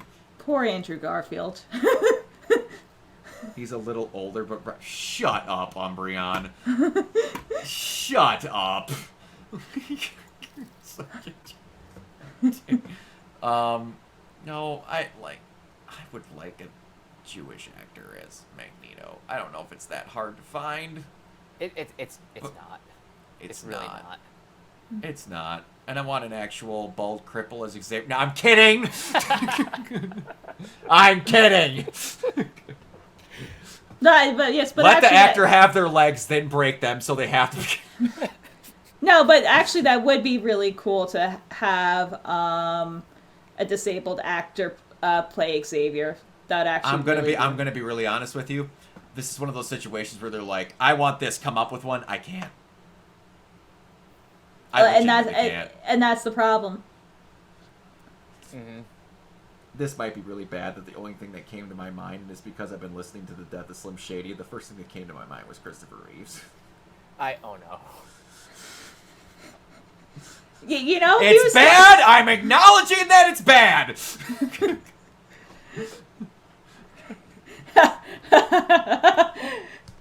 Walking with a bat after shooting the flashback scene. Good God. Ay. Yeah. That was my favorite thing about the fucked up continuity too. Do you remember when in Origins Wolverine, how they had Xavier standing and walking around, and then when they shot First Class, they have him actually be paralyzed and not just not using a wheelchair? The Fox movies were not known for their continuity. And I love how that, like, in this hodgepodge of continuity, people are trying to actually make sense of what world Deadpool needs to be from to make this all work. None of you are making any sense at any point. He's from the one he's from. They're in the world they're in. Just give up. Exactly. Because like, if you're trying to make sense... sense... The moment you try to explain him Deadpool, like, you've lost. Because they're trying to... Yes, the classic John Campea quote. Because when everyone tries to say, hey, all the Fox movies are from the same one. All the X-Men are in the same thing. Yeah, and if you go by that, they openly said that Beast is from the same world that Deadpool is from. And then you're trying to say that Logan took place in the same world that Deadpool's from, where in Logan, every mutant died because they put the killing factor for the mutants into corn syrup, and they all died from it, and Logan was the only one left, but yet Beast is alive with Monica Rambeau, and then there's other mutants living in the X-Mansion. Stop trying to make sense of these timelines because Fox made it fucking impossible. Exactly. Stop! Anyway, alright. We're done for this week. I don't got anything else. I'm all for continuity, but the hoops some people are trying to jump through these are three kinds of stupid. Yeah, you're 100% correct. Being three times as stupid is being incredibly generous. I'm just like, we don't need to try and do this stuff. Just accept the fact that they got him in one room, and now they can be in Secret Wars for one scene, and then they're done. That's all that's going to happen. I can tell you right now that both Ryan Reynolds' Deadpool and Hugh Jackman's Wolverine probably aren't making it past Secret Wars. Yeah, no. That's going to be their last hurrah. Because then Plus, Ryan Reynolds is 47. I can't see him continue to play Deadpool into like his 60s. No, and it's become very apparent of how much of a family man he is, and he has 4 kids. And he said he would probably get divorced if he made another Deadpool movie because he spent way too much time. Hugh Jackman may be another thing, but like by the time Secret Wars would like be all said and done, he'd be encroaching on 60.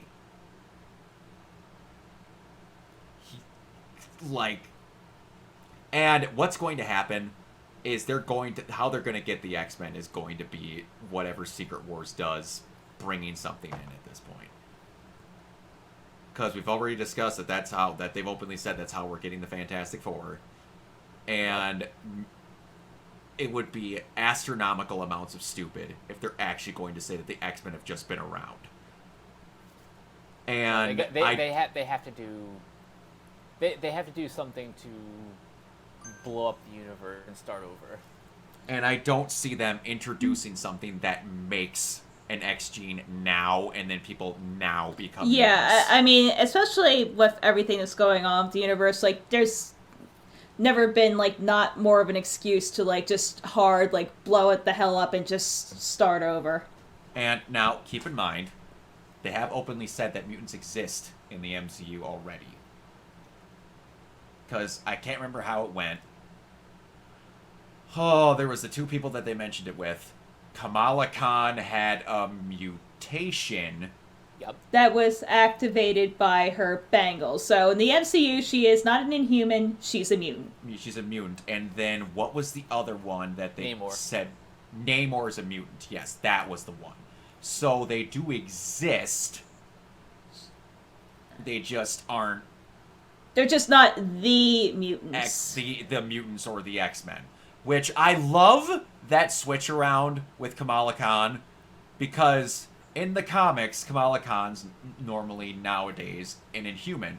And then with Marvel, they were like, or MCU, they're like, hey man, we're never getting the X-Men back, so we're going to do the Inhumans as our X-Men. Then the Inhumans flopped harder than anything they've ever done, and then now Kamala is not an Inhuman, she's a mutant. And they're now like, the actress come back is writing over her here. Her own comic, and she's like part of the X-Men. The Yes, Inhumans. exactly. What a strange time at Marvel. Like, it's almost like Yes, surreal. Like, that the was only a great things that... detail. Yeah, the only thing that, you know, with the humans that worked was, like, Agents of S.H.I.E.L.D., which has now kind of been branched off into, like, its own continuity, like, not directly connected to the MCU. But other than that, I'm like... It never was. That's another thing that irritates the shit out of me. Everyone was like, it's directly tied to the MCU. It matters. Blah, blah, blah, blah, blah. I'm like, It started that way, never, and then the show got good when they disconnected from it. it didn't even start that way, in my opinion, because Marvel never mentioned it. When the movies didn't say it existed, and the TV shows said the movies existed, that relationship only went one way. Oh, it's gonna tie in this week. What was it? We're cleaning up some remains from the Thor movie. Yeah, the moment they stopped doing that shit is when the show got good. And this is what I'm talking about, where when I get skeptical with James Gunn, we don't need to do that shit. Especially not, maybe if it's like an 8-episode one-time thing that just goes boop, like Disney does with the series, but there was a time and point where everyone wanted all of the live-action DC comic shows to be tied into the DCEU. That was bad. Christ. Why do DC fans want to be Marvel so bad, but they bitch about Marvel? I'm like, no, like, you have the one thing that deviates you from, like, this Marvel. Like, why do you want this? Like... No, and it's just like, how are you going to get your continuity straight? If a character's in this, then they can't be in that. And you're going to have to say, oh, it's from another thing. Or just, we'll mention and say, Batman did the thing. You don't want them connected. You just want them mentioning characters' names that you like. That's all it is. And the DCAU from the 90s is, like, right there. Yeah, you have all of it. Like, 50 episodes each season, if I'm not mistaken. There's a shit ton. And it's really good. And in my opinion, they're never going to make a better version of it. Nope. Because I'm sure both of you will agree with me, you can do the things you want to do in superhero movies better when it's animated, because you don't have to hire actors. You have to hire voice actors that bring life to the animated things that do the shit that require too big of a budget in real life.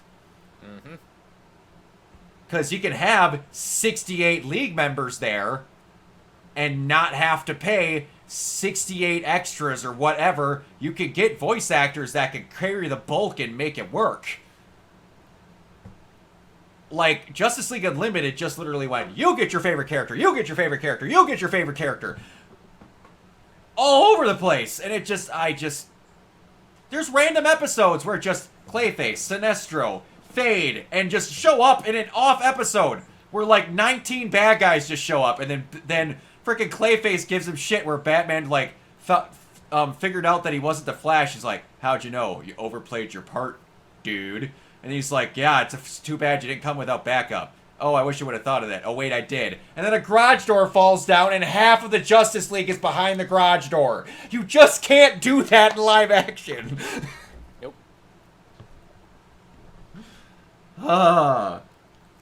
And also, like, you can't get the proper stories. Like I'm telling you right now, if it wasn't animated, you would not get possibly, again, the ending that Batman Beyond never got, that episode with Ace. You wouldn't get that shit if it was live action. They aren't willing to go and do that stuff. But anyway, that's a topic for a whole entire another podcast. Mike, where can everybody find you? You guys can find me on various social media sites at Captain K42. You check out my quick thoughts on letterboxd.com/QuickK42. And you can follow Renegade Pop Culture on Facebook and that place at Ren Pop Culture. You can also find us on YouTube, on Podchaser. Consider supporting our Patreon at patreon.com/RenegadePopCulture. Oh, I know where I can find him. Listen to all of our podcasts on Spotify, Apple Podcasts, or wherever you listen. And last but not least, everything can be found at RenegadePopCulture.com. You can escape, so do we. Absolutely. Ambry? You can find me most places at Crazy Lemur. On Twitter, I will...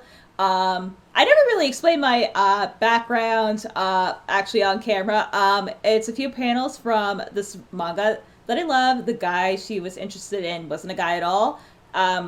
Yen Press is doing an English release in October, so I'll usually be fangirling over that, and occasionally I'll post stuff that I actually do work on, and then doing freelance here and there, so I exist somewhere in the space that is the internet. You can find me everywhere on Organoid Zero, mostly on Twitch and YouTube, and you can look on my YouTube because the only short that I've ever had on my channel that pre-edited for me is now up on there, and it's fantastic. It might be my favorite thing that's on my YouTube channel. I'm glad I could be a part of your world that way.